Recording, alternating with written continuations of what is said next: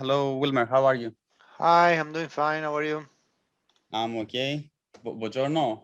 Still morning in Italy, isn't it? Buongiorno. Yes, yes. Okay. So I think this presentation is about working group for rethinking technology, correct? Yep. Yes. So fire away. Okay, let me share my screen.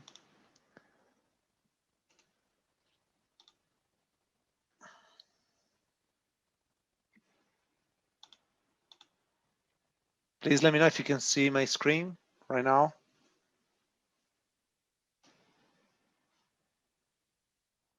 Yes, all good. We can see you and we can hear you. Okay, great. So hello everyone. Thanks a lot for having me here. My name is Wilmer Pasut. I work at the University of Venice. And together with Roberto Rollini, we chair this working group 4. So today we are going to talk about this rethinking technology. So the objective was to explore the potential and impact of technology for a regenerative indoor environment in new and existing buildings. So basically, we try to look from the point of view of the indoor environment, how a technology can contribute in generating this sort of regenerative indoor environment while it does not impact the nature, does not impact our planet, but actually can contribute to make our planet a better place. So to carry on this activity, to carry on this working group 4, we try to shape the activities according to 5 main questions. What is a regenerative environment? Is it univocal or can have different nuances? How technologies can contribute to achieve a regenerative indoor environment? What is a good set of solutions for a regenerative indoor environment? And finally, what should be the environmental impact of a regenerative technology? So let's go through this question one by one to better understand the concept. So the first one is, what is a regenerative environment? So in this attempt to shift from the concept of an indoor environment that is conventional, meaning an indoor environment that has the intent to be less bad for the user, not that much disturbing for a user, toward an indoor environment that is regenerative, so meaning for ideal from my point of view of the user. In this working group, but like also the other in Restore, I mean, the point of view of the user is central. So we try to outline several key performance indicators that relate to the design of indoor space and that will support this radical shift from a conventional to a regenerative indoor environment. We needed to define this key performance indicator just because we need some values to identify, okay, this is a threshold. This is something that tells you this is an regenerative indoor environment, this is not. So we are actually trying to say what is a regenerative indoor environment based on these sort of indicators that we try to put together. Of course, those indicators are indicators dealing with all the main parameters that can affect the indoor environment. So we have indoor air quality, hydrothermal environment, visual environment, acoustic environment, and human nature environment. To these are linked some sub-aspects. So like to indoor air quality is linked contaminants concentration, outdoor air, occupant satisfaction. To the hydrothermal environment, there is temperature, humidity, air speed, and so on. Daylighting for what concerns visual environment, and so on. So what is key to see, and it's highlighted also in the next slide, is that for each one of these parameters, we have always this occupant satisfaction. So the perception of the user is central in the way we try to shape, categorize, or better frame the concept of a regenerative indoor environment. So to this sub-aspect, we try, of course, dealing with air quality, we can come out with 100 different type of contaminants that maybe make sense to measure, but we try to narrow down the selection to some that we consider more important than others. So we narrow down to the concentration of formaldehyde, we narrow down to the concentration of PM2.5 and PM10, and percentage of satisfied people.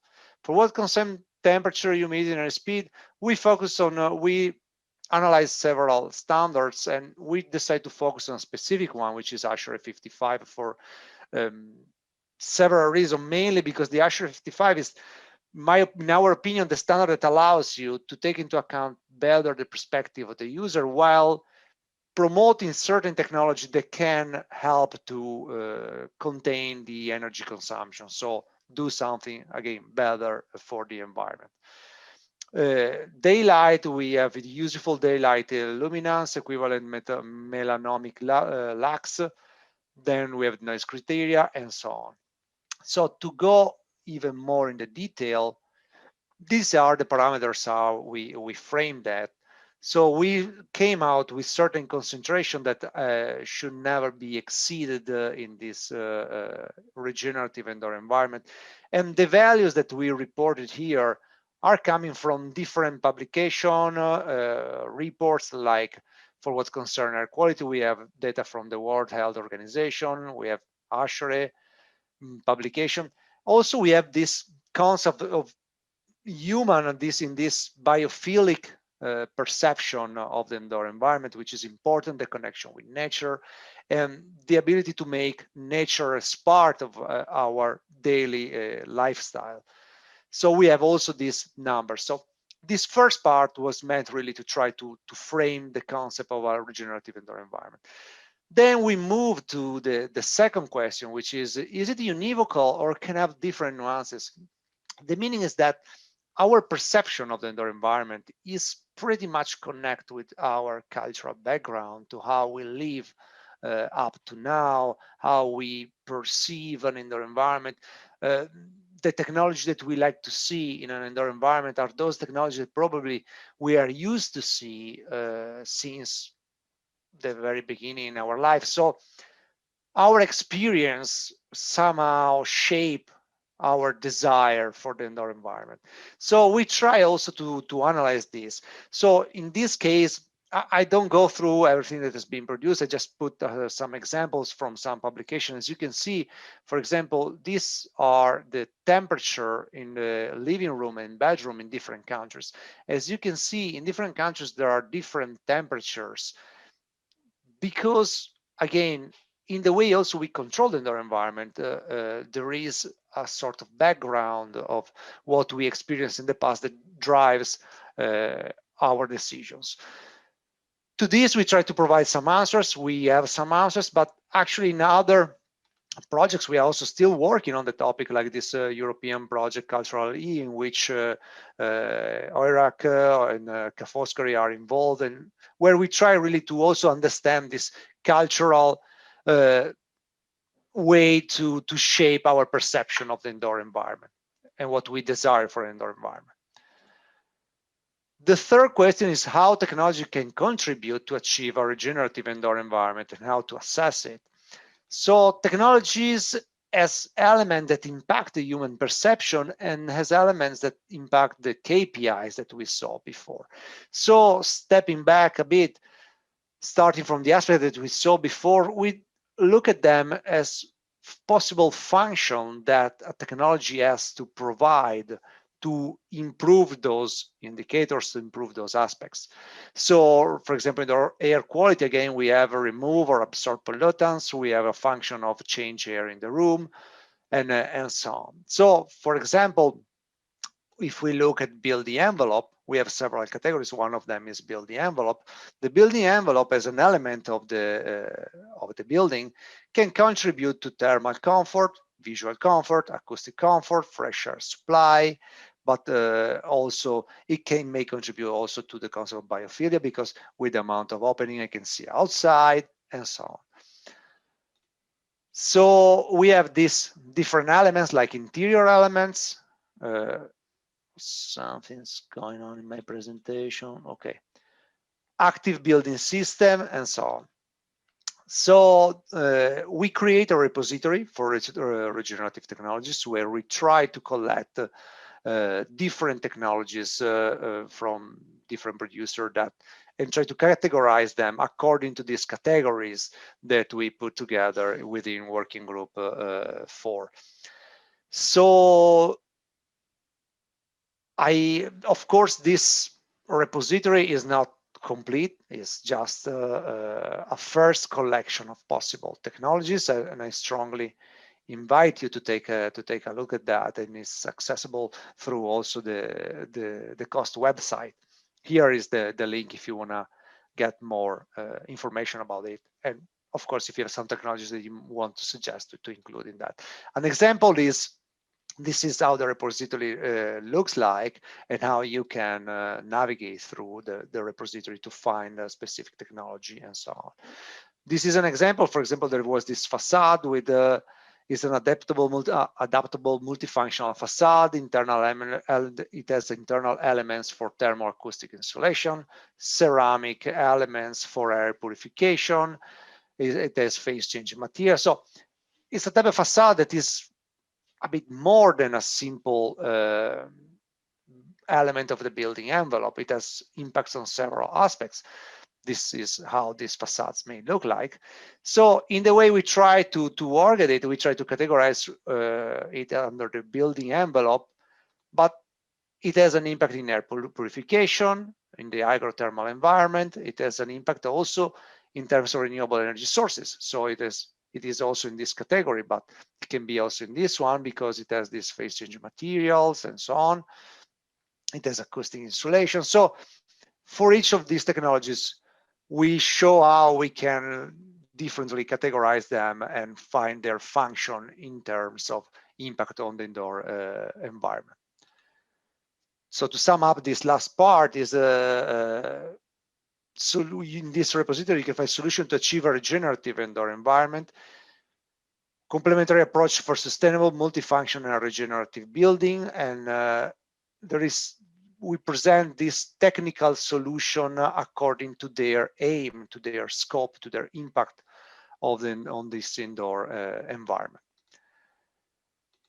So how to assess this indoor environment? So we dealt also with that, how we can assess an indoor environment. So we came out, basically, actually, it's not something that we came out with, but it's a logic way to act. We define two different elements, of course. One is post-occupancy evaluation surveys, and the other one is measurements. So there are several measurement strategies that we can apply once the building is built, but we can apply also during the building phase of the construction phase of the building. We are trying to catch everything that may characterize or may happen in a building, because the concept of a building is something very static. There, no one is going to move a building, but actually inside the building there is nothing that is stable. Everything is constantly changing: the temperature, the relative humidity, the occupation, and so on. So we need several type of measurements to catch all the possible elements, all the possible parameters that may impact human perception of the indoor environment. But of course, to better catch the human perception of the indoor environment, we need to deal with the users. Users are the main sensor that we have in a building, basically, because they have different perception, because we know the standards are not successful in providing satisfaction. So sometimes we design a building according to standards, but at the end, the result is not what we desire, because everyone is different and everyone has a different view on what a good indoor environment is. To understand that, of course, we need to promote these post-occupancy evaluation surveys. The focus on post-occupancy evaluation can be classified in three areas. So process, which is the first phase: procurement, design, construction, commissioning, and so on. Functional performance, like comfort, operational cost, life cycle cost, and so on. And technical performance: physical system, environmental system, adaptability, and durability. Post-occupancy evaluation considers occupants factor in terms of perception and satisfaction in buildings. So a regular survey that asks, please rate the thermal sensation in the building, rate your level of satisfaction, and so on. Impacts of behavior on building performance, because we have to remember that the user behavior is like the extra technology in a building. So a good behavior is improving energy efficiency. A bad behavior is like the worst case scenario, where you can have installed anything very, very efficient, but actually the building will be very inefficient. So there are several types of post-occupancy evaluation surveys and several types of measurements. I go very quick on that. Of course, what you can discover is always very interesting with the surveys. This is a famous example from the CBE, Center for the Built Environment survey on 351 buildings. As you can see, although all those buildings were meant to satisfy the 80% of 80% of acceptability rate prescribed by the ASHRAE 55, we can see that the majority of them, in the majority of them, users complain about air quality, noise level, temperature, sign privacy. So we need to have clear in mind the perspective of the user. Then we have what is a good set of solution for regenerative indoor environment. For this question, we set up this atlas of solutions. In this atlas that is available on the Restore website, and I strongly invite you to take a look, we present some possible example of a good example of projects where the concept of a restorative concept has been applied. So of course, also in this case, there are not all the possible cases, but it's already a good example, and you can navigate through it and get some inspiration for your project and some ideas in case you may need. Final point, and then I'm done. What should be the environmental impact of a regenerative technology? We have to remember this image. So far, we dealt with the indoor environment side, the technology that impact the indoor environment and so on, but we need also to minimize the impact on natural resources. So this final point, this final question, deal really with that. So basically, we look at sustainability for assessing the impact of product life cycle from three main aspects: the life cycle assessment, life cycle costing, and social life cycle assessment.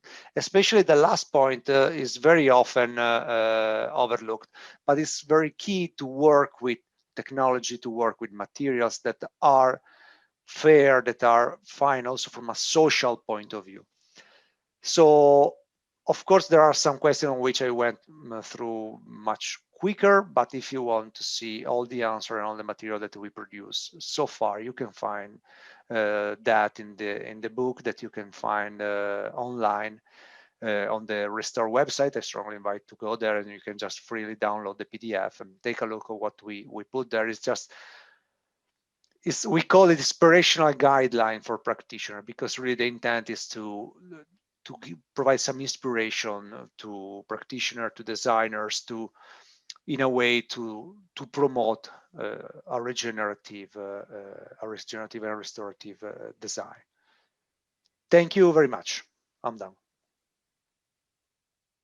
Thank you very much, Wilmer. I've listened to your presentation with great interest, because it's tackling one of the great paradoxes of construction. Everybody, they're very busy trying to design the project, build the project, and as soon as they deliver it to the client, nobody cares what's happened in terms of performance or how the building is performing in terms of occupants' health, and how this affects the operations of the building, if it is a commercial or if it is a housing project. Correct me if I'm wrong, one short question, unless there is another question from the participants. All these technologies that we've seen in the repository, and people can access it for free in the Cost Restore website. It needs to be clear that even if you want to apply this kind of post-occupancy evaluation in your house, is no capital intensive. With very simple equipment, you can actually monitor, for example, the CO2 levels of your room, the temperature, and how this affects the occupant's performance. Is that correct? Yeah, I mean, the goal is really to show all the possible technology that you may apply to assess the indoor environment. And in the guideline, we try to provide a sort of complete overview on anything that you can do. And of course, you can go from a more light level where you perform a sort of first set of analysis, kind of simple to more detailed type of analysis.